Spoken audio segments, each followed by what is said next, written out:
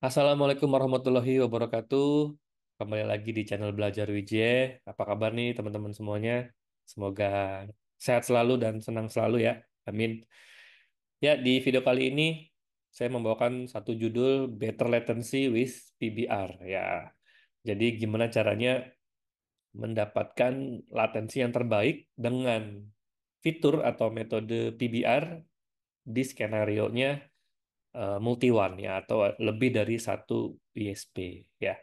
Nah, bisa dilihat di kanan bawah nih eh perbedaan ya, perbandingan ketika PBR-nya belum diaktifkan ya, belum menggunakan PBR, jadi masih di atas ratusan ya, ratusan, 500-an something.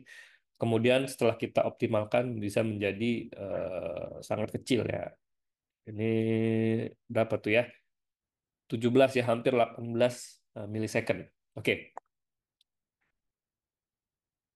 Oke, yang pertama kita kembali lagi ke dasar dulu ya, ke basic. Mungkin ada sebagian teman-teman kita yang belum tahu apa itu PBR ya. Partai mana lagi tuh ya. Oke. Jadi teman-teman, PBR itu tadi singkatan dari Policy Based Route ya, atau Policy Based Routing. Nah, ini satu satu teknik ya yang digunakan oleh network administrator ya, oleh orang-orang IT nih ya, untuk merutekan ya, untuk mengarahkan paket data ya berbasis policy ya. Jadi kita membuat sebuah kebijakan ya, policies ya di perangkat namanya router. Biasanya sih router ya. Nah, karena ini ada hubungannya dengan routing. Nah, jadi harus di router atau di gateway. Oke, jadi teknik ya, sebuah teknik yang mengizinkan seorang network admin ya mengarahkan paket data ya berdasarkan polusi yang dia buat gitu ya.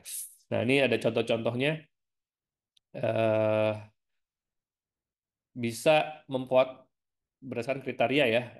Bisa dari ini kriteria di bawah nih parameter-parameternya, bisa jadi dari protokolnya apa gitu ya, atau kan dari source IP-nya atau IP asalnya gitu dan seterusnya.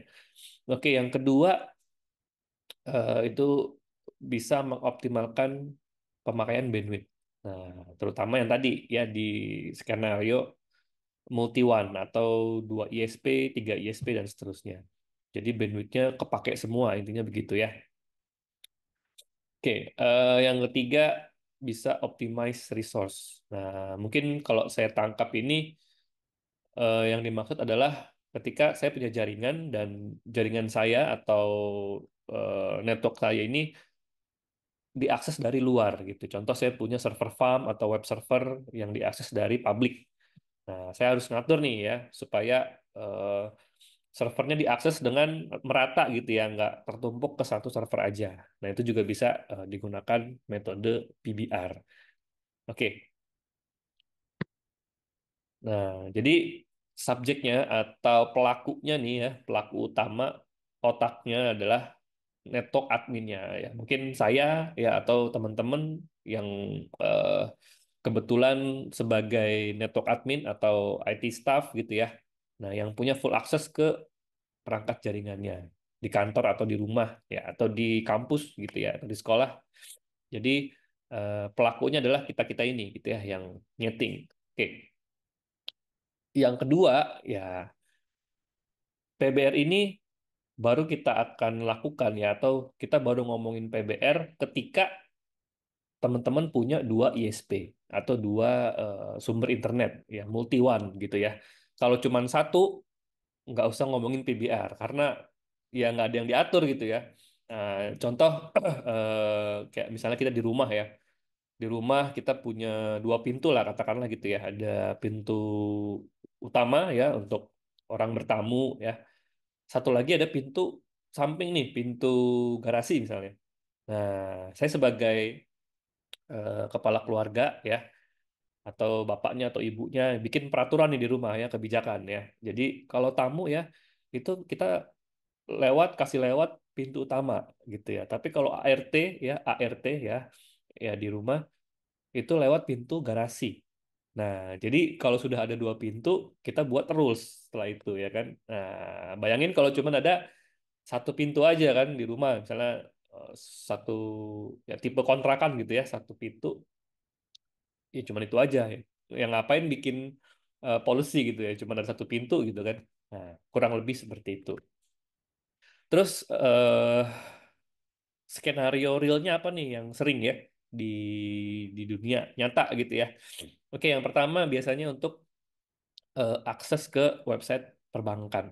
Nah, saya pernah pengalaman, jadi kalau kita punya dua sumber internet ya, itu kadang-kadang buka website bank itu error gitu ya, tidak bisa kebuka. Oh, setelah dicari tahu ternyata, oh ternyata server banknya ini dia punya policy juga nih, ya punya security juga. Ya kalau misalnya eh, source IP-nya atau IP asalnya yang mau akses ke server gitu ya, itu berubah-berubah. Nah, ini biasanya terjadi kalau si pengakses ini ya, misalnya saya gitu di rumah itu punya dua sumber internet. Jadi kadang-kadang lewat ISPA, kadang-kadang lewat ISPB kan source IP-nya beda tuh ya. Nah, ISPA punya IP sendiri, ISPB punya IP sendiri. Nah, itu dikunci sama sistem perbankannya. Jadi kalau dia sering berubah-berubah gitu ya, akan di lock ya. Jadi kita tidak bisa akses. Nah, itu bisa metodenya pakai PBR juga ya untuk supaya tidak berubah-berubah. Atau yang kedua, ini juga dibilang umum juga ya. Misalnya contoh di satu kampus atau sekolah gitu ya, mungkin sekolah lah ya, sekolah atau kantor-kantor gitu ya. Dia punya beberapa sumber internet. Tadi ya, multi one dulu nih ya. Yang pertama misalnya dia dedicated, ya mungkin bandwidthnya 10 juta rupiah ya, kapasitasnya 2 Mbps misalnya gitu. Biasanya kalau dedicated itu mahal ya, karena satu banding satu ya. Harganya mahal, dapat IP publik dan seterusnya gitu ya. Nah, kemudian dia punya backup nih ceritanya. Ada misal sebut aja IndiHome ataupun Bisnet gitu ya. Nah, atau MyRepublik tambah tiga lagi. Jadi dia punya empat sumber internet, empat one. Nah, dia mau mix. Nah, terus IT-nya bikin policy, bikin kebijakan. Oke, kalau untuk server, untuk finance itu kita lewatkan dedicated, ya, yang 2 Mbps tadi misalnya. Nah, karena dia punya IP public ya untuk akses ke server-server gitu ya. Kemudian untuk perbankan, untuk orang finance-nya nih gitu kan. Nah, dilewatin ke dedicated-nya. Nanti untuk yang tamu atau staff yang cuman YouTube-an atau Zoom meeting itu lewatin ke IndiHome misalnya. Nah, nanti ada lagi untuk yang lain yang lebih rendah lagi misalnya apa untuk ya gaming misalnya ya dilewatkan ke ISP yang lain lagi yang lebih besar kapasitasnya atau untuk download gitu ya. Nah, itu bisa dilakukan seperti itu dengan metode PBR ini. Nah, ya hari ini saya mau kasih contoh yang latensi gitu. Jadi kita mau mengoptimalkan supaya latensinya ini tetap stabil gitu ya. Nah, terutama buat yang gemar main game ya, itu kan perlu latensi yang stabil ya.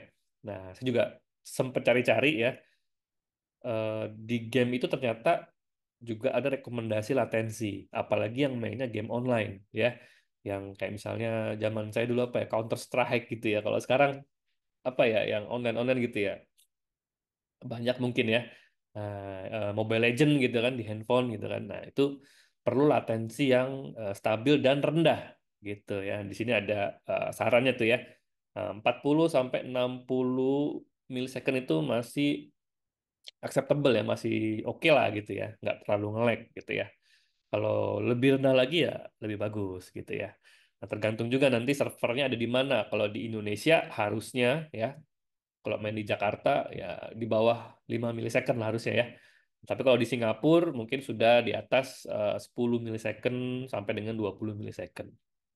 Oke, jadi hari ini kita fokus untuk nyobain PBR dengan protokolnya ICMP ya, ICMP ya.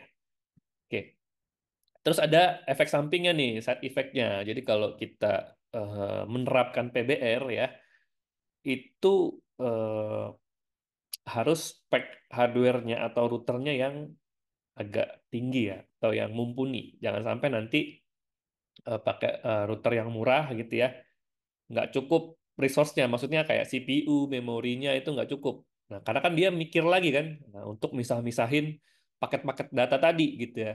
Kalau cuma satu rules mungkin oke, nggak ada masalah, nggak terlalu berasa ke performa gitu ya, ke CPU, ke memori. Tapi kalau rule-nya banyak ya tadi ya, di kampus atau di sekolahan ada 30 rules untuk misah-misahin trafficnya. Nah, itu mungkin perlu CPU, memori tambahan ya atau pakai hardware yang lebih tinggi lagi. Nah, kedua, ya pastinya kalau sudah ngomongin kayak gini kan, kebijakan ini kan banyak rules nanti ya, kompleks, banyak rules. Itu harus pinter-pinter ngatur informasinya. Artinya kalau di sekolah, di kantor punya lebih dari satu orang IT gitu ya, ya saling share aja. Oh, ini kemarin kita buat ini. Ya di-update ke tim juga. Jangan sampai nanti yang create rules-nya si A nggak info, tiba-tiba ada masalah, si B-nya kebetulan lagi jaga dikomplain. Wah, ini apa yang kemarin diubah-ubah nih gitu, bingung ya. Nah, itu jangan sampai terjadi ya. Oke. Nah, di sini eh, kebetulan di lab saya ya di rumah itu ada Bisnet dan ada Telkomsel. Artinya Telkomsel ini pakai 4G router ya, 4G router. Nah, yang Bisnet ini kecepatannya saya berlangganan 50 Mbps dengan rata-rata latensi itu 19 oke milisecond gitu ya. Nah, sebelumnya kalau saya tidak aktifkan PBR ya, kadang-kadang itu eh, pindah-pindah ya. Misalnya kita tes ping ke Google misalnya ya 888. Nanti hari ini kelewat bisnet. Mungkin nanti 2 jam 3 jam atau setelah sesinya habis pindah ke Telkomsel. Atau kita tiba-tiba cek yang lain lagi detik.com atau 111 gitu ya. Itu dia tidak stabil. Kadang ke Telkomsel, kadang ke bisnet. Nah, ini problem kalau kita tadi ya mau main game, ya kan? Itu akan problem. Jadi lagi main asik-asik tiba-tiba ya pindah atau lagi eh, pas kebetulan mau start game kita lagi lewatnya ke Telkomsel. Jadi wah latensinya naik turun gitu ya nggak stabil. Nah itu kita bisa atur menggunakan PBR. Oke. Nah sebelum PBR ini saya cuma kasih info ya. Jadi ya di EG ini juga support load balance. Jadi misalnya kita punya dua sumber ISP, sumber internet, itu tinggal disetting aja load mode-nya, load balancing ya, smart load balancing. Saya buat seperti itu aja.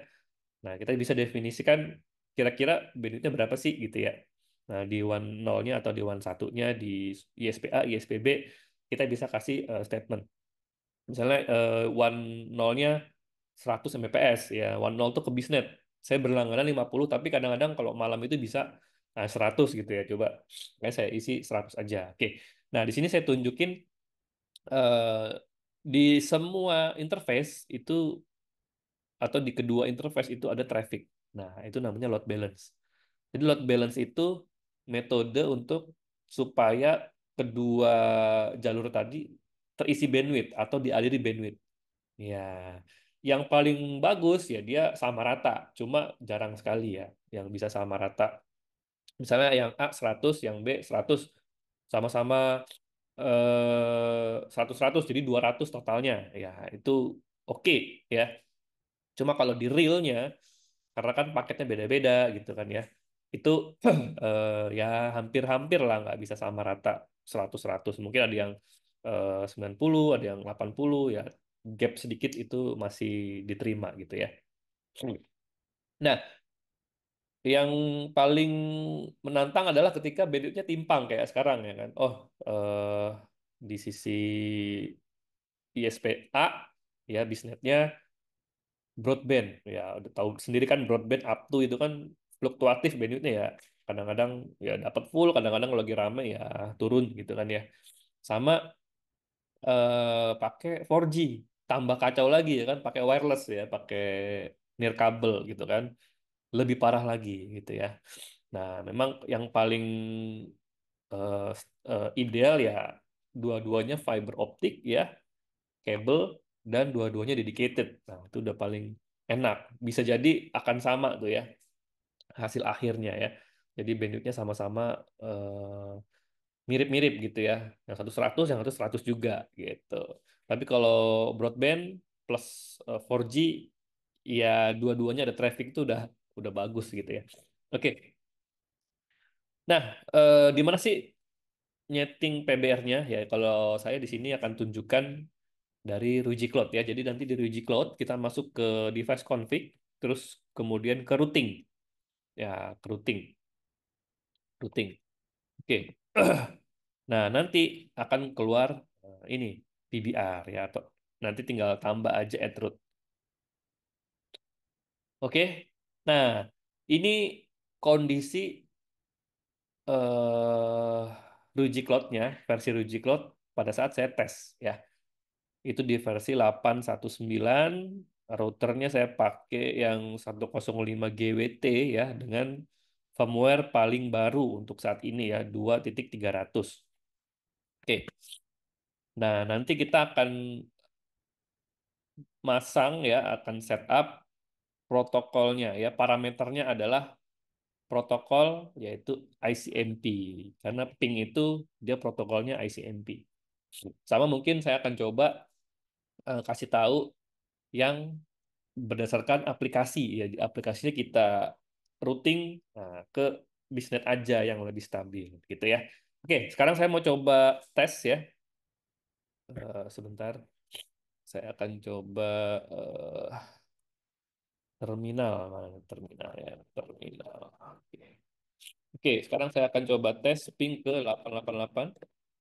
Hasilnya oke. Ini kebetulan lagi lewat bisnet. Aman ya, lancar ya. Nah, aman lancar. Memang harusnya segini ya latensinya. Oke, sekarang saya coba lagi ping ke coba 111. Ah, ini agak tinggi ya. Sekarang sedikit saya kasih contoh untuk traceroute-nya. Traceroute 1111. Nah, lumayan jauh ya. Nah, jadi ada dua perbedaan ya. Nah, yang satu 17, mungkin memang ini normalnya segini ya, saya kurang tahu. Nah, sekarang kita akan setting PBR-nya. Kita buka dulu Ruiji Cloud-nya. Ya, kita masuk dulu ke cloud. Nanti saya akan kasih tahu bedanya apa. Ya, maksudnya hasilnya seperti apa ya. Ketika sebelum dan sesudah dipaksa menggunakan PBR. Oke, saya masuk ke project, masuk ke config, gateway, routing. Nah, kita masuk ke PBR. Root. Protokolnya ICMP, source-nya itu IP asalnya, berarti di jaringan kita. All aja ya, karena saya hanya ada satu subnet di bawah. Tujuannya all, jadi kalau misalnya kita mau definisikan, oh 88-nya ke eh, Bisnet gitu ya, satu-satu ke Telkomsel, itu bisa. Nah, sekarang saya coba dulu yang all dulu ya. Nah, outgoing interface-nya ke Bisnet. Atau saya coba ke yang jelek dulu ya. Saya coba paksa ke yang jelek ke Telkomsel nih ya. Coba ya. ICMP 8888 kita masukin ke Telkomsel. Oke. Oh, ICMP Telkomsel aja. Oke. Save. Nah, ini sudah kita buat ICMP Telkomsel. Sekarang kita tes ya. Tadi kan 17 ya. 17. Average-nya 18 milisecond. Sekarang kita tes lagi. Naik dia. Ya, naik menjadi di atas 30-an. Berarti ini sudah lewat Telkomsel. Coba kita tes traceroute. Nah, ini kayaknya lewat Telkomsel udah ya. Oke. Nah, tadi kan 111 itu segini ya. 40-an, 60-an ya. Kita tes lagi ya. Ping satu satu satu satu. Nah, sama berarti yang sebelumnya memang lewat Telkomsel. Nah, sekarang kita balikin lagi ya. Nah, kita ganti nih outputnya ke bisnet semuanya, oke? Nah, ini Remax-nya nggak bisa di ini ya. Kita delete aja.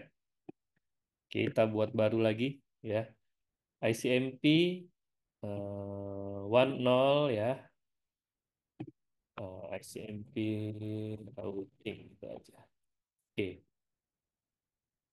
Oke.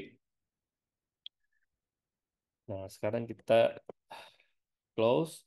Kita ping lagi ke 888. Nah, ini masih nyangkut berarti sessionnya ya. Kita ke 8844 ya. Ctrl C, ping 8844. Oke. Ah, dia di bawah 20 milisecond. Berarti ini sudah pindah ke bisnet gitu ya. Sudah pindah ke bisnet. Nah, seperti itu ya, teman-teman ya. Sekarang kita tinggal tambahin berdasarkan aplikasi. Ya, harusnya kalau di eh, firmware terbaru yang 2.300 itu udah bisa kita buat application routing ya. Coba ya. Atau URL routing. Nah, misalnya VLAN-nya VLAN default. Ini untuk optimalisasi gaming gitu ceritanya ya. Kita cari game. Nah, game. Kalau misalnya game yang nggak ada di sini, kita nanti bisa custom ya. Tinggal cari misalnya kalau servernya Steam yang di Indonesia, kemana? Misalnya ke Singapura. Nanti kita kumpulin IP-nya, kita custom website di sini ya. Kita bisa custom URL-nya. Oke. Nah, nanti kalau games kita bisa arahin ke one. Ya, berarti one nol berarti ke bisnet gitu ya. Oke. Apa nih outgoing interface failover detection ya pasti dong kalau ini nggak di enable nanti kalau bisnetnya putus dia tetap nanya ke bisnet terus ya nanti akan paket loss ya banyak error ya oke ini terjadi all time ya jadi efektif kapan saja statusnya hidup oke gaming kita kasih deskripsi di gaming lewat via bisnet nah, oke Ini juga penting ya teman-teman ya. Jadi eh, selain latensinya kita oprek, kita tuning ya, gamenya juga atau website gamenya juga kita arahin lewat satu ISP tertentu aja. Kita paksain gitu ya. Oke. Nah, sekarang kita tes lagi yang tadi yang 888 ya. Nah, ini sudah balik ke 18. Oke, sudah balik ke 18. Atau misalnya kita buat lagi nih. Khusus 888 kita lewatin Telkomsel misalnya gitu ya. Nah, seru ya. Yes, khusus 888 ICMP. Nah, tujuannya kita custom 888. Nah, kita lewatin ke Telkomsel. ICMP 8888 Telkomsel. Oke. Nah, ini harusnya sih bisa dinaik turunin ya. Setahu saya kalau di programming ataupun di networking, dia akan baca rule itu paling atas duluan ya, paling atas dulu. Jadi kalau kayak gini bisa jadi ini nggak efektif nih. Nanti saya coba feedback ya. Nah, atau kita cek dari webnya langsung ya. Siapa tahu kalau dari webnya bisa diutak-atik naik turunnya. Maksudnya nomor atau sequence urutan polisinya, kebijakannya gitu. Itu logik ya, logiknya seperti itu. eh kita ke gateway di sini di mana ya? Security ya? Bukan behavior. Oh di network.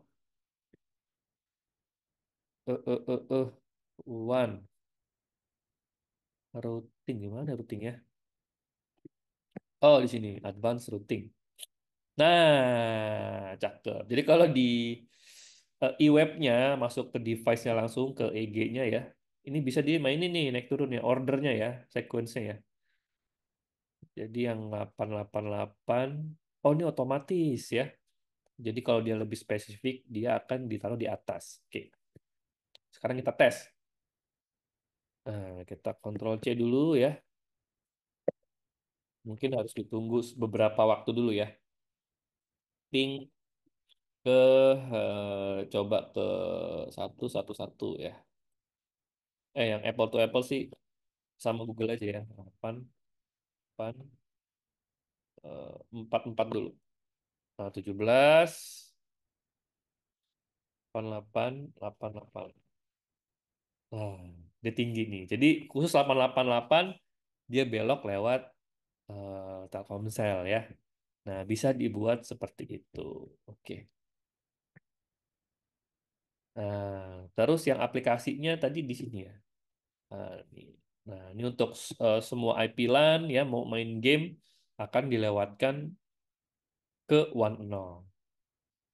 Nah, kalau secara logik ketika traffic itu keluar di 10 kan akan ada NAT ya, akan ada perubahan dari private ke IP publiknya nih, IP public ISP-nya.